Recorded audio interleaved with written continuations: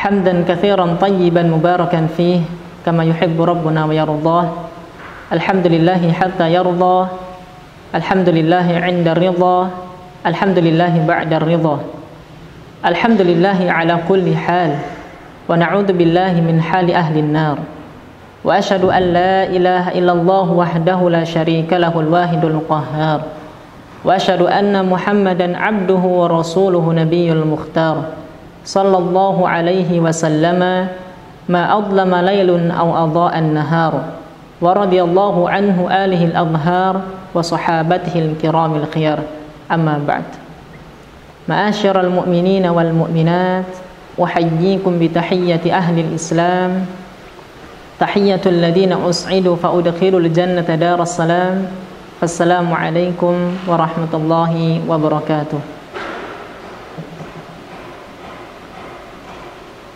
Para bapak dan ibu serta para santri yang dimuliakan oleh Allah Subhanahu wa taala, pertama-tama marilah kita panjatkan puja dan puji syukur kita kehadirat Allah Subhanahu wa taala yang telah memberikan begitu banyak nikmat, mulai nikmat iman, nikmat Islam, nikmat kita berada di atas sunnah Nabi Muhammad sallallahu alaihi wasallam, dan nikmat-nikmat lainnya yang kita tidak sanggup untuk menghitungnya. Salawat serta salam senantiasa kita haturkan kepada junjungan Nabi kita Nabi Muhammad sallallahu alaihi wasallam, kepada keluarganya, kepada para sahabatnya, dan kepada orang-orang yang mengikuti sunnah beliau sampai akhir zaman. Bapak dan ibu serta para santri yang dimuliakan oleh Allah Subhanahu wa taala, Rasulullah sallallahu alaihi wasallam bersabda, "Iqra'ul Qur'an fa innahu ya'ti yaumal qiyamati syafi'an li ashabihi." Bacalah Al-Qur'an karena ia akan datang pada hari kiamat sebagai pemberi syafaat bagi para pembacanya. Rasulullah sallallahu alaihi wasallam juga bersabda, "Iqra'ul Qur'an." Rasulullah sallallahu alaihi wasallam bersabda, "Yuqalu li sahibil Qur'an, iqra' wartaki warattil kama kunta turattil fid dunya fa inna manzilataka 'inda akhir ayatin taqra'uha." Bacalah dan naiklah serta bacalah dengan tartil seperti engkau membacanya di dunia, karena kedudukanmu adalah pada akhir ayat yang kau baca. Rasulullah sallallahu alaihi wasallam juga bersabda, "Al-mahiru bil Qur'an ma'as safaratil kiramil bararah. Walladhi yaqra'ul Qur'an wa yatata'ta'u fihi wa huwa alaihi syaqun lahu ajran." Orang yang mahir membaca dan menghafal Al-Qur'an bersama para malaikat yang mulia lagi taat. Orang yang membaca Al-Qur'an dengan terbata-bata lagi sulit dalam membacanya, maka baginya 2 pahala. Para bapak dan ibu, para santri yang dimuliakan Allah Subhanahu wa taala, 3 hadis tersebut adalah 3 dari sekian banyak hadis yang menerangkan tentang keutamaan membaca Al-Qur'an.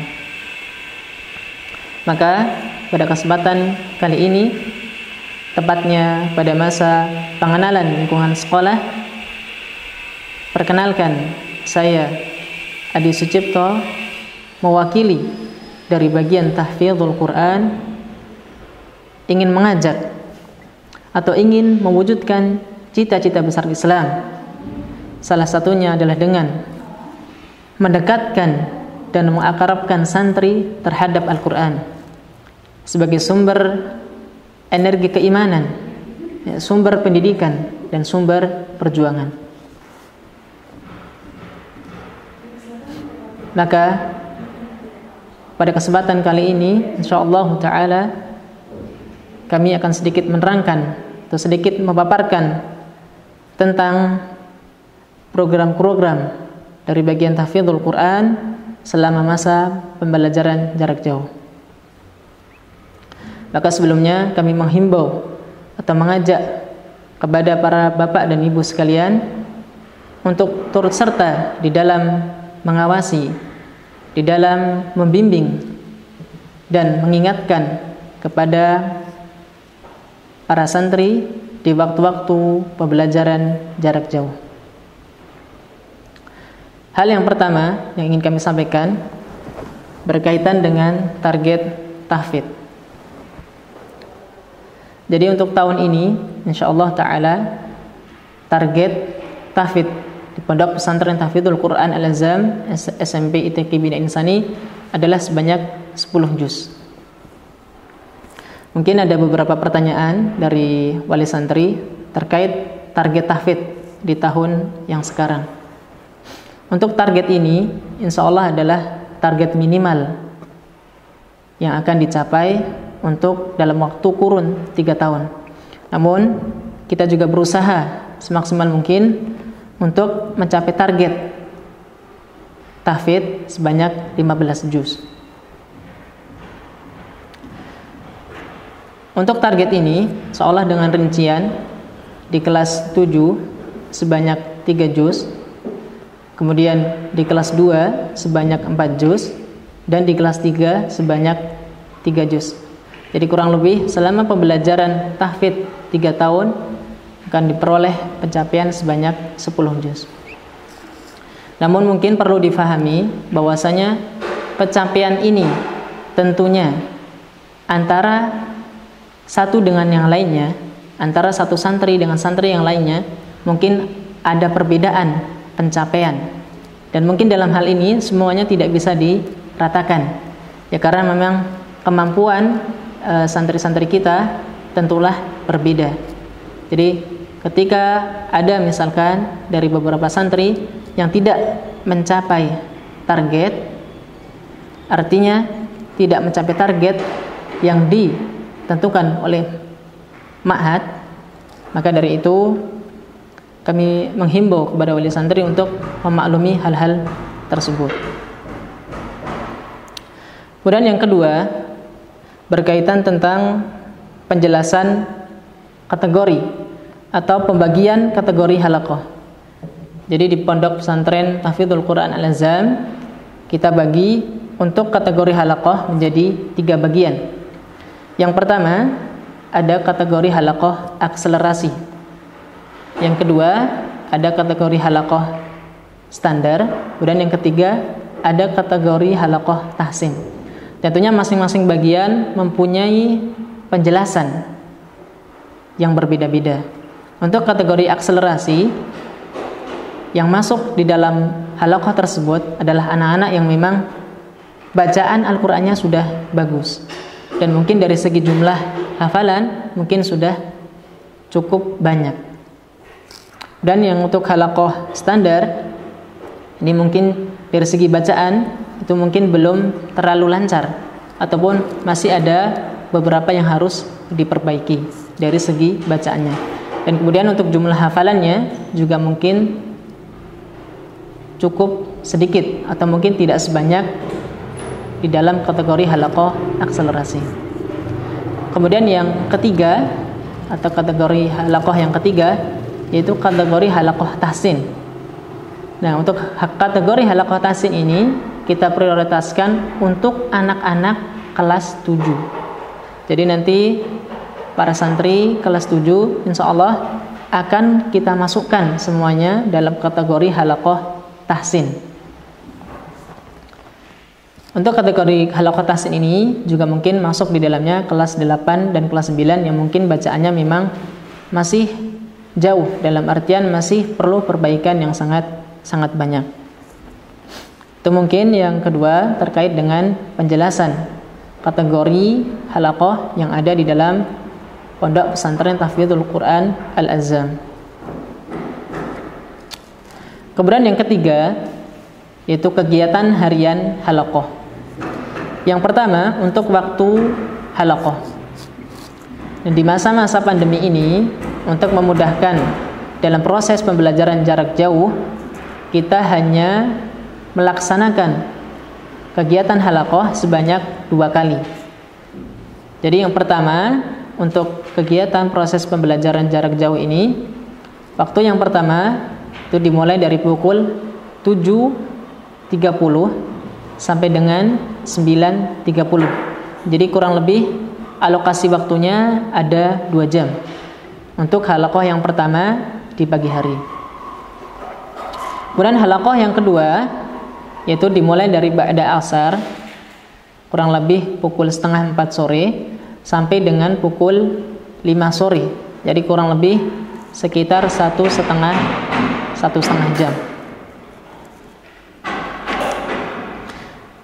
Itu berkaitan dengan waktu pembelajaran tahfidz selama masa pandemi.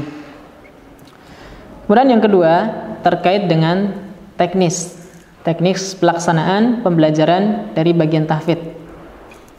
Yang pertama, seluruh jenis kegiatan insya Allah akan dilakukan melalui video call. Jadi seperti kemarin untuk pembuatan grup sudah kami buatkan. Seluruh jenis kegiatan tahfidz akan berpusat di grup-grup yang setelah dibuat. Jadi kurang lebih di Ikhwan ada sekitar, atau di Putra ada sekitar 15 grup halaqah, kemudian di Putri ada sekitar 20 halaqah. Jadi seluruh kegiatan semuanya berpusat pada grup-grup halaqah yang sudah dibuat. Kemudian ketika proses pembelajaran tahfidz, yang mana proses ini akan dilakukan video call, maka setiap harinya insya Allah dari masing-masing ustadz pengampu halaqah akan mengirimkan jadwal urutan setoran.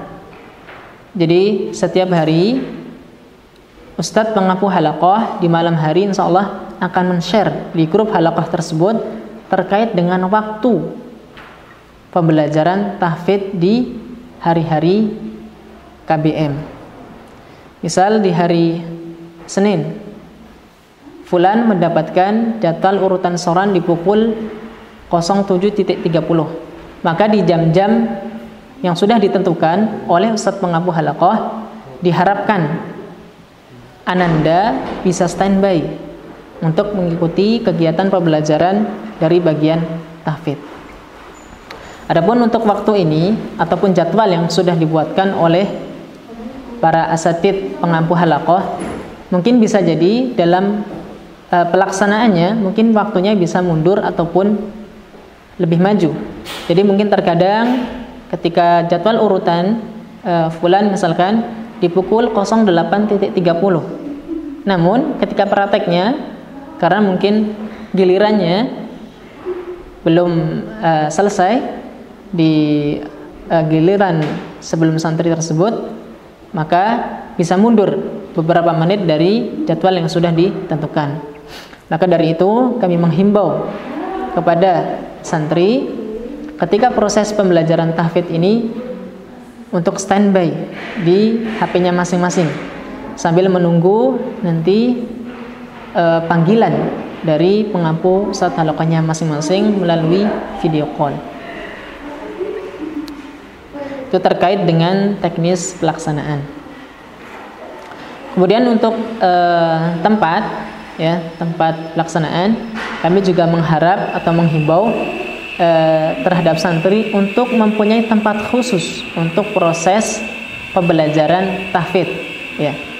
Jadi setidaknya ada tempat khusus di rumah masing-masing Ananda yang sekiranya tempat tersebut nyaman, baik ketika nanti dilihat oleh asatidz ataupun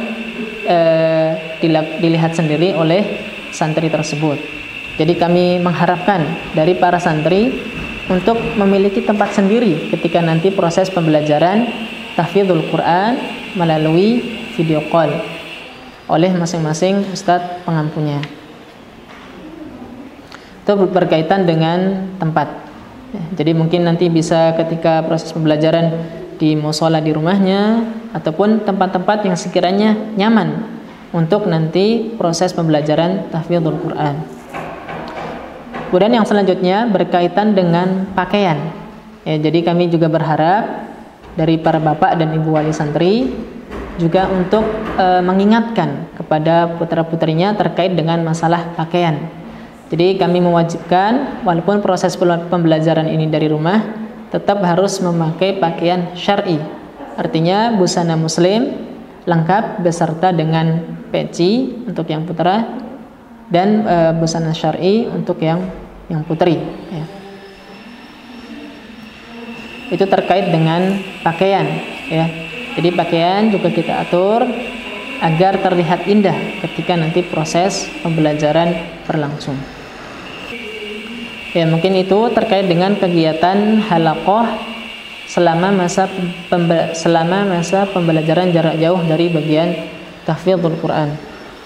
Dan yang selanjutnya yaitu adalah kegiatan apa yang nanti akan dilakukan selama proses pembelajaran tahfidz.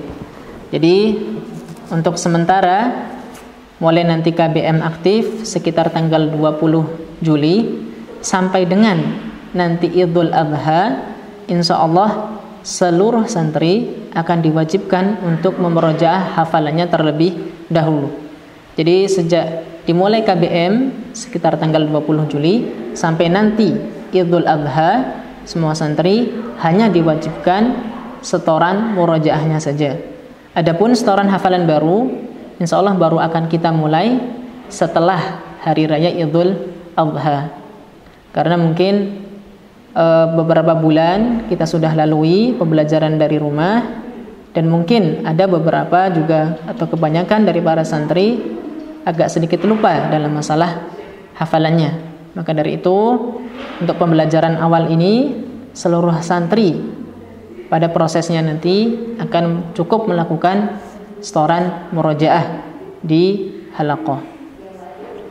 Adapun santri kelas 7, karena masih proses awal, jadi semuanya tetap akan dilakukan dengan metode tahsin. Jadi nanti setiap hari insya Allah kelas 7 akan ditahsin oleh Ustadz mengampu halaqahnya sebanyak setengah halaman dari juz ke-30. Insya Allah akan dimulai dari juz 30 di surat An-Naba. Kemudian selanjutnya berkaitan tentang program tilawah.